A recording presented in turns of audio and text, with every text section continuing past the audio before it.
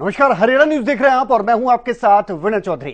दिन भर आप सैकड़ों खबरें देखते हैं, उनसे रूबरू होते हैं और इन्हीं में से कुछ ऐसी खबरें होती हैं जो दिन भर की सुर्खियां बनती हैं। तो इन्हीं सुर्खियों वाली खबरों पर रोशनी डालेंगे डिटेल से इस खास कार्यक्रम के जरिए जिसका नाम है खबर गरम है।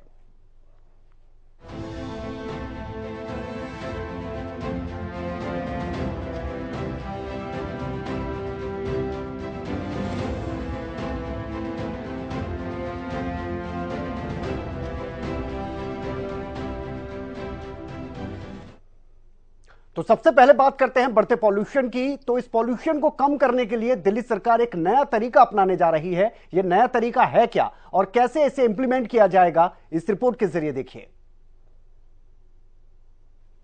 दिल्ली एनसीआर में लगातार प्रदूषण की वजह से धुंध छटने का नाम नहीं ले रहे।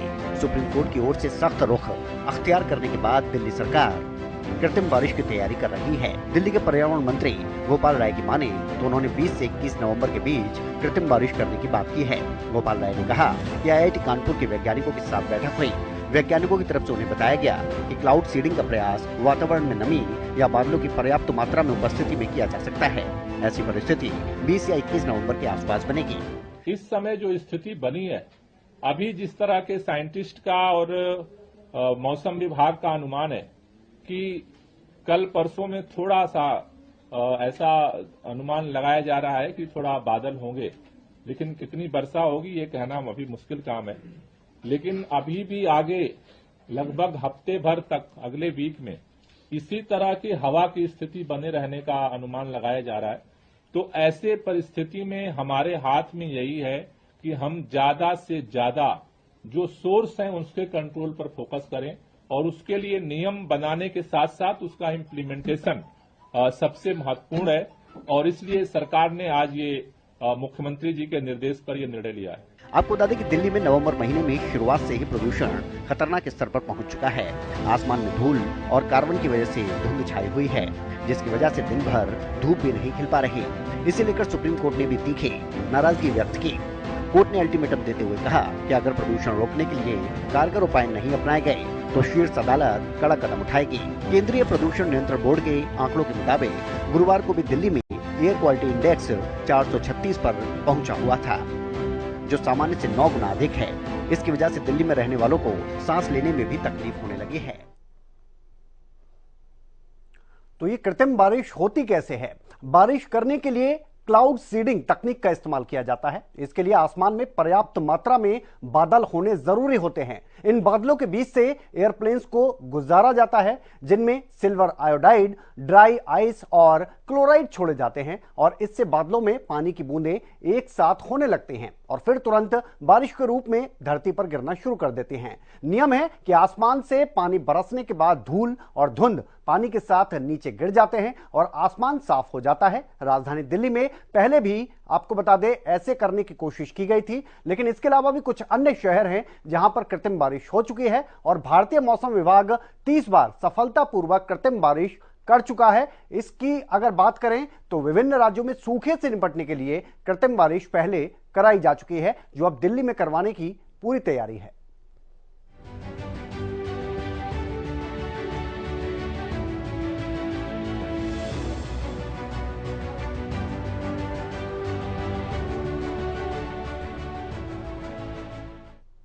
और अब बात करते हैं बिहार की, जहां से एक खबर ऐसी सामने आई जिसने पूरे देश में सुर्खियां बना रखी हैं और ये सुर्खियां अब आगे और भी देखने को मिलेंगी, क्योंकि बिहार में आपको बता दें जो आरक्षण को लेकर बिल है, संशोधन बिल, वो सर्वसम्मति से पास कर दिया गया। इसके बाद किस तरह की तस्वीर बिहार में देखने को मिलेगी, इस रिपोर्ट के जरिए आप समझने की कोशिश करिए।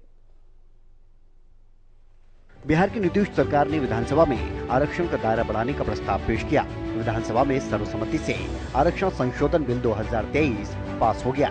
जातीय सर्वे की रिपोर्ट के बाद सरकार ने ये निर्णय लिया। इस बिल पर बीजेपी का भी समर्थन रहा। इस बिल के मुताबिक बिहार में अब पिछड़ा वर्ग, अत्यंत पिछड़ा वर्ग, अनुसूचित जाति, अनुसूचित जनजाति को 65% आरक्षण मिलने का प्रावधान है। अभी बिहार में इन वर्गों को 50% आरक्षण मिलता है।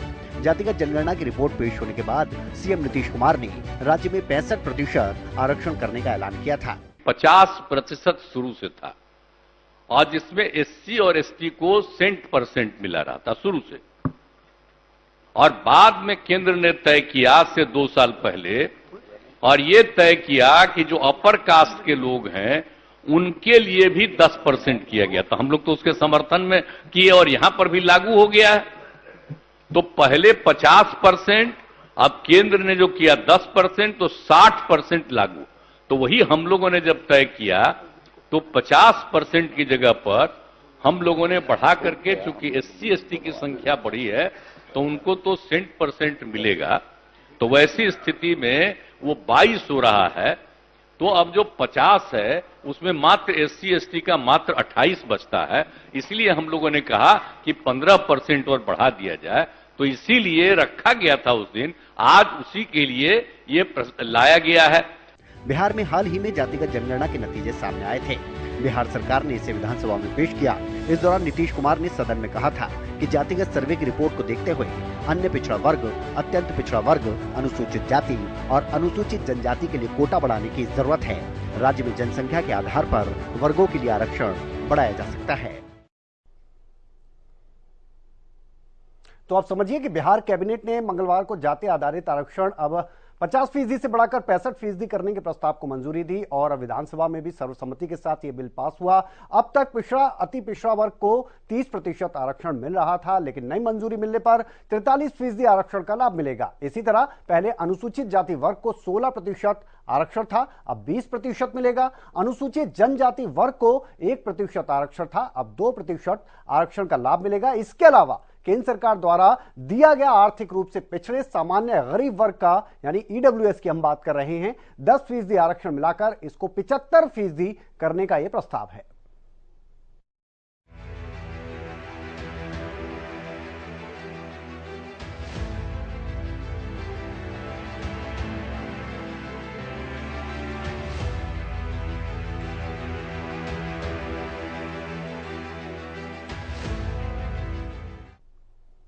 और अब बात चुनावी राज्यों में प्रचार के शोर की, तो प्रधानमंत्री नरेंद्र मोदी मध्य प्रदेश के सतना पहुंचे। यहां उन्होंने जनसभा को संबोधित किया और कांग्रेस पर जमकर बरसे।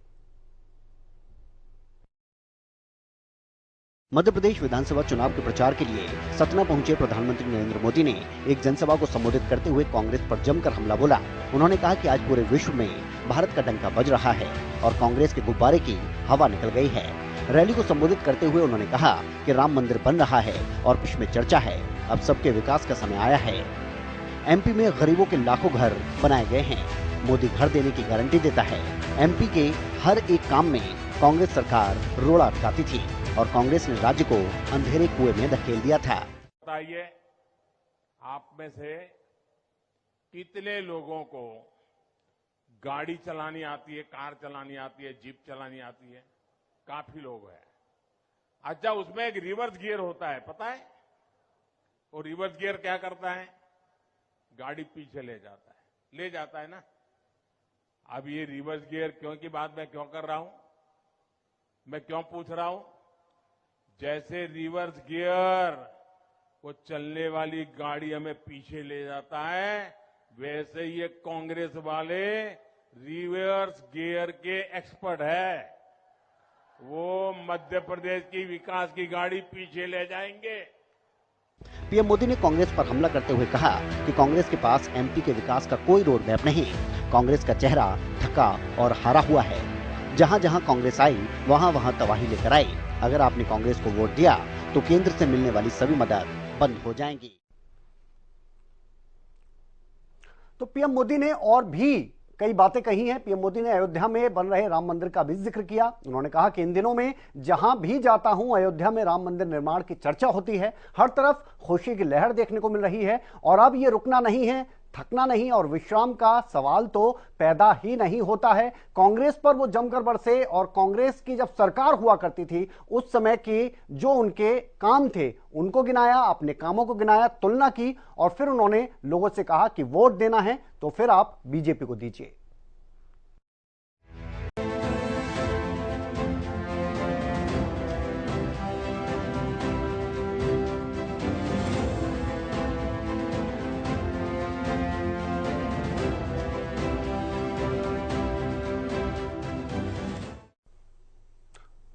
और अब बात करते हैं एल्विश यादव की, जो कि सांपों का जहर सप्लाई करने और अवैध तौर पर रेप पार्टी आयोजन करने के मामले में आरोपी हैं। उनके खिलाफ एफआईआर भी दर्ज की गई है।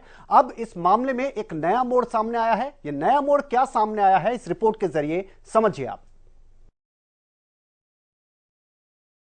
बिग बॉस OTT 2 के विजेता एल्विश यादव नोएडा में बरामद हुए सांपों के जहर और गैर कानूनी रूप से रेप पार्टी करवाने के मामले में आरोपी हैं। नोएडा पुलिस ने उनके खिलाफ एफआईआर दर्ज की है। मंगलवार को नोएडा पुलिस ने एल्विश यादव से पूछताछ की थी। पहले राउंड की पूछताछ में नोएडा पुलिस ने एल्विश यादव से कई गंभीर सवाल पूछे। नोएडा पुलिस ने उन सांपों के बारे में भी एल्विश से पूछा और ये भी पूछा कि सांप कहां से आए। इसके बारे में एल्विश ने चर्चित हरियाणवी सिंगर फाजिलपुरिया का नाम लिया। उन्होंने कहा कि फाजिलपुरिया ये सांप अरेंज करवाते थे। सिंगर फाजिलपुरिया हरियाणा से ही हैं। ऐसे में फाजिलपुरिया ने हरियाणा न्यूज पर बयान देते हुए कहा कि उनका इससे कोई लेना देना नहीं। शूटिंग के लिए सांप कंपनी ने मंगवाए थे। वो पुलिस का हर तरह से सहयोग करने को तैयार हैं। मैं ये वैसे भी जो एल्विश ने बात कही है वो मैं 2 दिन पहले अपने सोशल मीडिया के थ्रू बता चुका था कि जो उसकी वीडियो वायरल हो रही है सांप के साथ, वो हमारे एक म्यूजिक वीडियो का शूट है जो 7 महीने पहले हमने शूट किया था। तो उसका वीडियो का और इस रेव पार्टी का कहीं तक भी कोई लिंक नहीं, कोई लेने देना नहीं। कुछ नहीं, नाम उसका लेने का मतलब यही है कि जो ये मेरे पास सांप गले में दिखाई गए हैं, मेरी जो वीडियो चल रही है ये एक म्यूजिक वीडियो, क्योंकि फाजिलपुरिया भाई की वीडियो शूट है तो वहाँ की है, तो मेरा नाम इसलिए इसमें आ गया है। और ये प्रोडक्शन कंपनी के थ्रू ये अरेंज होता है, जो भी गाने के अंदर एलिमेंट्स, जो भी प्रॉप्स, जो भी इस तरीके की चीज हम यूज करते हैं, और उनके पास परमिशन होती है पालने की। नोएडा पुलिस ने एल्विश को एक बार फिर से पूछताछ में शामिल होने के लिए नोटिस भेजा है। इस बार पुलिस एल्विश और सपेरे राहुल को आमने सामने बिठाकर पूछताछ कर सकती है। पहले दिन की पूछताछ में पुलिस के हाथ कोई खास सुराग नहीं लगे थे। देखना होगा कि मामला आगे। तो दरअसल फाजिलपुरिया का नाम सामने आया क्यों, ये समझिए। एल्विश यादव का एक वीडियो सोशल मीडिया पर काफी वायरल हो रहा है। इसमें उन्हें एक हरियाणवी सिंगर के साथ देखा जा सकता है। वीडियो में एल्विश के हाथ में एक नहीं बल्कि 2 सांप दिखाई दे रहे हैं। और मंगलवार रात एल्विश यादव के साथ नोएडा पुलिस ने लगभग 3 घंटे तक पूछताछ की थी। इस दौरान पुलिस ने 5 सपेरों की रिमांड की भी कोशिश की। पुलिस ने कोर्ट से 14 दिन की रिमांड की मांग की है। इसके अलावा उन सांपों को लेकर एल्विश यादव से सवाल पूछे तो एल्विश यादव ने फाजिलपुरिया का नाम लिया।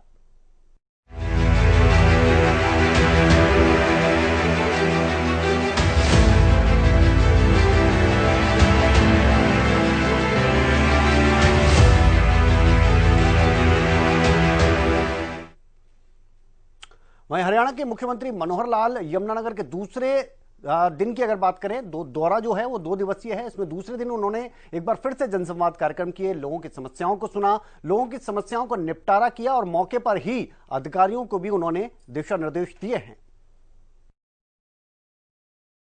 यमुनानगर में अपने दौरे के दूसरे दिन हरियाणा के मुख्यमंत्री मनोहर लाल ने अलग अलग जगहों पर जनसंवाद कार्यक्रम किए।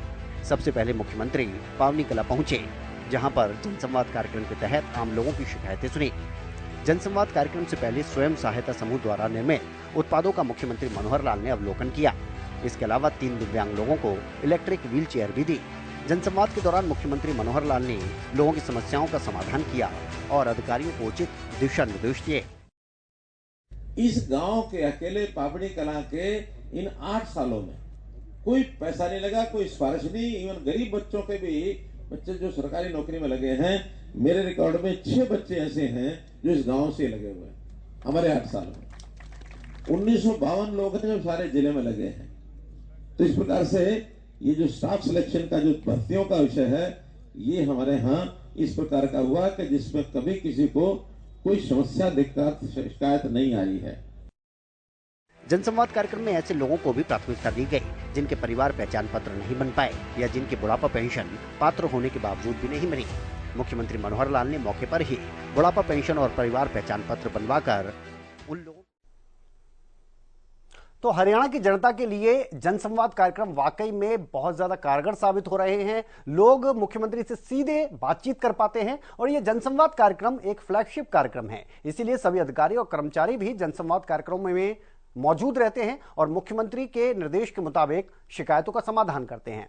सरकार आपके द्वार की परिकल्पना पर आधारित 2 अप्रैल से शुरू किए गए मुख्यमंत्री के जनसंवाद कार्यक्रम लोगों के लिए आशा की एक किरण बनकर सामने आए हैं।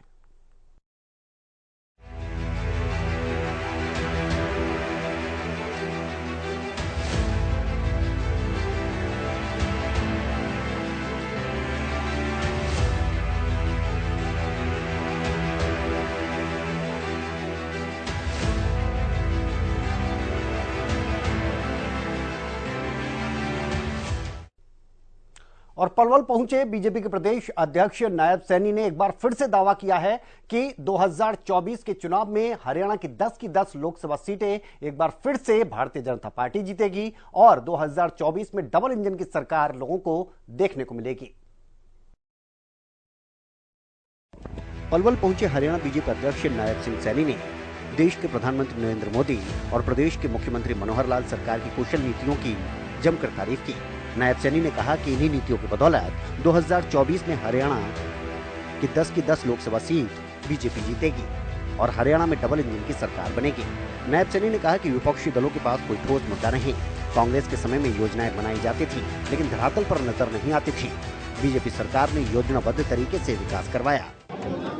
हमारे दुनिया के सबसे लोकप्रिय नेता, भारत के लोकप्रिय प्रधानमंत्री आदरणीय नरेंद्र मोदी जी, हरियाणा के यशस्वी तपस्वी, गरीब गांव किसान की आवाज आदरणीय मनोहर लाल जी। 2024 का ये संकेत है कि 2024 में 10 लोकसभा की सीटें और हरियाणा में डबल इंजन की सरकार मनोहर लाल जी के लिए। उन्होंने कहा कि बीजेपी सरकार की नीतियों के चलते आज गरीब का बेटा भी सरकारी नौकरी लग रहा है। बीजेपी सरकार में किसी को पर्ची और खर्ची देने की जरूरत नहीं। बीजेपी प्रदेश अध्यक्ष नायब सैनी महाराणा प्रताप भवन पलवल में आयोजित नागरिक अभिनंदन समारोह में बतौर तो नायब सिंह सैनी का कहना है कि बीजेपी का हर एक कार्यकर्ता देश और प्रदेश के विकास में अहम भूमिका अदा कर रहा है और आगे भी करेगा। बीजेपी सरकार सभी वर्गों को अपने साथ लेकर चलती है। हरियाणा प्रदेश के हर जिले में लोगों का उत्साह देखने को मिल रहा है। उन्होंने कहा कि केंद्र और प्रदेश में बीजेपी सरकार की तरफ से किए गए विकास को गति और ज्यादा प्रदान की जा रही है।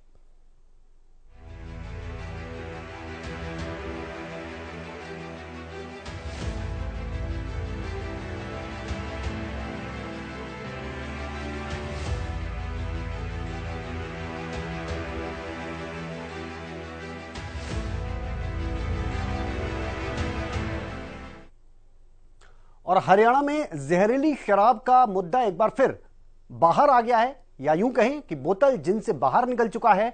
कई लोगों की मौत हो गई यमुनानगर में जहरीली शराब पीने की वजह से और अब इस पर राजनीति भी गरमाती नजर आ रही है। यमुनानगर के गांव मंडेवरी में शराब पीने से उनकी मौत हो गई। हालांकि इस बात की पुष्टि तो पुलिस ने नहीं की कि जहरीली शराब पीने की वजह से ये मौतें हुई, लेकिन ग्रामीणों की माने तो इन लोगों ने गांव में ही शराब ली थी और शराब पीने के बाद कुछ को तो खून की उल्टी आनी शुरू हो गई और कुछ लोगों की आंखों की रोशनी चली गई। आनन फानन में 4 लोगों को अस्पताल ले जाया गया, जिसमें से एक की मौत रास्ते में हो गई और दूसरे की अस्पताल पहुंचने पर वहीं गांव में भी 4 लोग इस जहरीली शराब की भेंट चढ़ गए। दारू पी गए ना, सब ने एक उल्टी लगी टोटली। इन्हें उठा के हॉस्पिटल में लेके वहाँ जाके 5-10 मिनट बाद अपना जाओ अपना है ही कुछ नहीं। ये शराब का ठेका था या किसी घर से शराब? ये पता नहीं कहाँ ये बिक रही कहाँ नहीं, इसको कुछ नहीं पता लग रहा। कितने अरे ठेके पे ये सारी दारू जितनी भी है। हाँ जी, सबका दारू का वो है इनमें सब। हाँ, सारे उनके सबको उल्टी लगी है, ये सबको एक ही तरीके से मौत हुई है। अभी भी हॉस्पिटल में है कुछ लोग? हाँ, 2 हॉस्पिटल में अभी भी। एक ही दिन में हुई है, एक ही दिन में। कोई घंटे पहले आया, कोई घंटे बाद हुआ, कोई 1.5 घंटे बाद हुआ, इस तरह हुई सब। 5 जल गई थी इस टाइम 5 जल चुकी है। अच्छा जी, हमारे 2 जो मेरा लड़का है अपने पलवी साहब, इन्होंने परसों रात को शराब पी थी और जिसकी वजह से इसकी कल तबीयत खराब हो गई थी और इसकी विशाल की तो ज़्यादा तबीयत खराब हो गई थी, जिसका हमारे को पता नहीं था। आज ही पता लगेगा कब हॉस्पिटल में जब इसको ले गए। उसके बाद इसको प्रिंस को भी यहीं एडमिट कराया और अभी एडमिट है, इसका भी उपचार चल रहा है और एक 3 मार जाएगा। ये यानी कि 6 डेथें हो चुकी हैं और एक विशाल। इन्होंने बताया कि हमने रुकी से शराब ली थी रात को।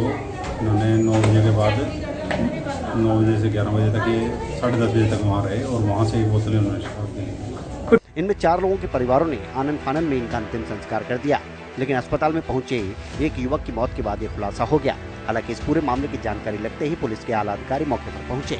अस्पताल में भी एसपी ने पहुंचकर हालात का जायजा लिया, लेकिन इस मामले में अभी भी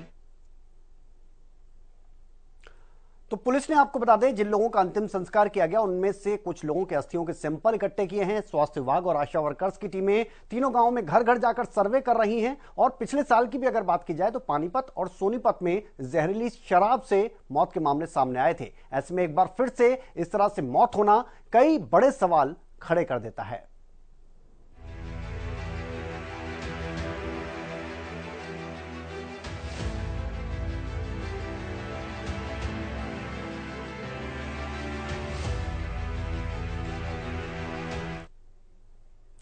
उधर इनेलो नेता अभय चौटाला ने हरियाणा सरकार और साथ ही पंजाब सरकार पर भी निशाना साधा है। मुद्दा रहा है पराली और साथ ही प्रदूषण का भी। इनेलो नेता अभय चौटाला ने पराली और एसवाईएल के मुद्दे पर पंजाब सरकार को घेरा। अभय चौटाला ने कहा कि पराली पर पंजाब सरकार सुप्रीम कोर्ट के आदेशों की अवमानना कर रही है। इससे पहले पंजाब सरकार ने एसवाईएल पर भी ऐसा ही किया। इसका असर किसके ऊपर पड़ रहा है, इस चीज को देखने की है। हमारी जो बच्चे जो पैदा हो रहे हैं उन पे इफेक्ट आता है, जो बड़े बुजुर्ग हैं उन पे बहुत इफेक्ट आता है। ये तो जहरीली गैस है, इससे जहां मनुष्य पे इफेक्ट है वहां पक्षियों पे भी इफेक्ट है, बर्ड्स पे भी बहुत बड़ा इफेक्ट आता है। इस मामले में सरकारों को भी सख्ती अपनानी चाहिए और सुप्रीम कोर्ट के फैसले को लागू करना चाहिए। ये अभय चौटाला ने कहा कि पंजाब सीएम ने सिर्फ झूठ बोला और अपने पद की मर्यादा को भी कम किया। वहीं बढ़ते प्रदूषण को लेकर अभय चौटाला ने कहा कि प्रदूषण का असर आने वाली नस्लों पर पड़ रहा है। बच्चे बुजुर्गों के साथ साथ पशु पक्षी भी इससे प्रभावित हैं। वहीं हरियाणा सरकार पर निशाना साधते हुए अभय चौटाला ने किसानों को पराली पर 10,000 रुपए प्रति एकड़ देने की मांग उठाई और साथ ही गन्ने के रेट को भी काफी कम बताया। इसके अलावा जहरीली शराब से हुई मौतों के मामले में भी। तो अभय चौटाला ने जहरीली शराब से हुई मौतों के मामले में हरियाणा सरकार को घेरा है। अभय चौटाला ने कहा कि पानीपत सोनीपत में अगर सरकार जहरीली शराब से मौतों पर सही तरह से कार्रवाई करती तो यह घटना नहीं होती। यमुनानगर के मामले में न्यायिक जांच होनी चाहिए। उन्होंने सवाल भी खड़े किए। उन्होंने कहा कि पुलिस के साये में ही अगर कोई जांच होती है तो फिर निष्पक्ष तौर पर जांच कैसे हो सकती है।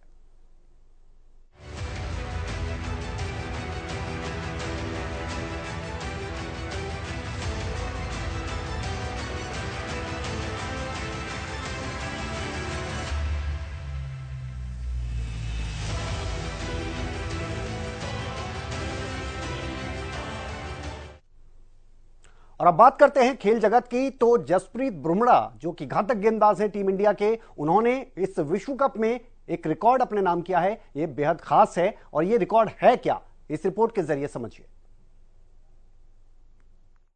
हैं जिन्होंने 244 डॉट बॉल फेंकी हैं।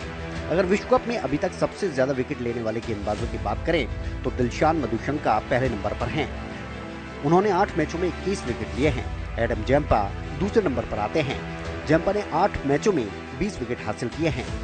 मोहम्मद शमी चौथे नंबर पर हैं। शमी ने 4 मैचों में 16 विकेट हासिल किए हैं। जसप्रीत बुमराह छठे नंबर पर हैं। उन्होंने 8 मैचों में 15 विकेट हासिल किए हैं।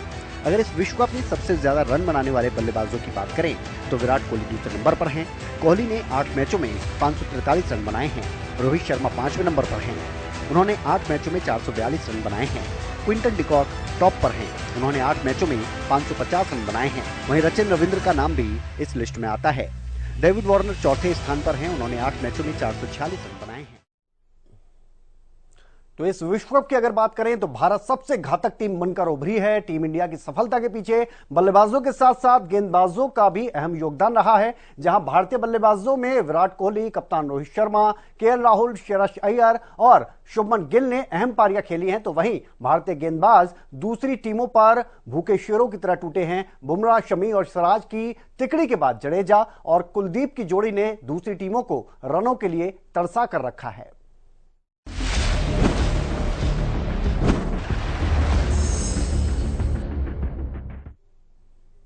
तो दिन भर की ये वो तमाम खबरें रही हैं जो कि सुर्खियों में बनी रही हैं और इन्हीं पर हमने रोशनी डाली। फिलहाल इस खास कार्यक्रम में इतना ही। आप बने रहिए हरियाणा न्यूज के साथ। नमस्कार।